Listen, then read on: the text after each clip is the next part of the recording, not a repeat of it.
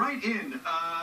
David Morrissey, we were doing some panel or something or other together a while back, and I kept sort of teasing you about, like, oh, he's the villain, he's this horrible guy, and he's this and that, and you kind of were like, hang on now, he's not really a villain. Do you think it's safe to call him a villain yet?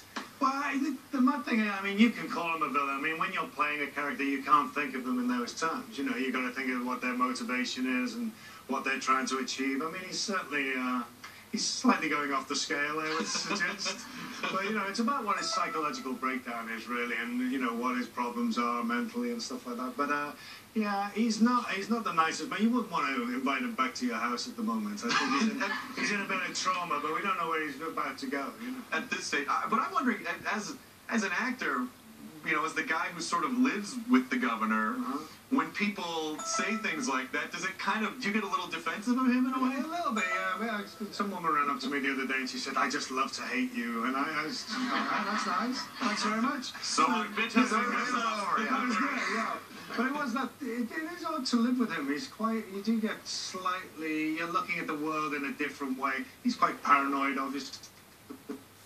Power is a terrible, corrupting thing, and that's what's happened to this man. Yeah. But it's important. What I love about the season is it's given him that story. You know, we didn't start with him right off the rails. You know, we gave him a place to come from, and I think there's an understanding. I think people have seen, you know, from the loss of Penny, he's changed, and that's very important.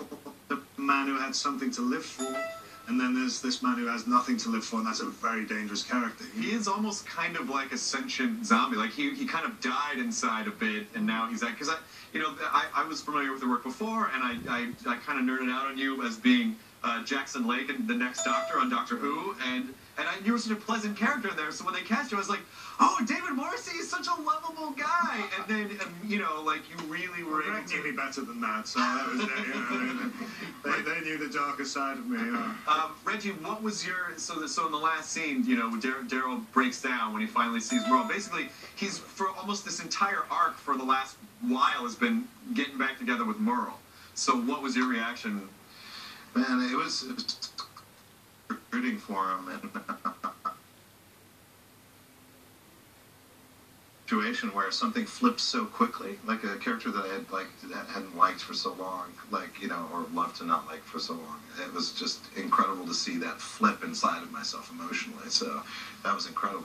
Yeah, and Greg, you directed the scene. So how was the experience? Well, you know, it's the second episode I've had to kill a major character because I killed Dale last season. Yeah. So it's challenging when you get to the characters are all emotionally attached. You know,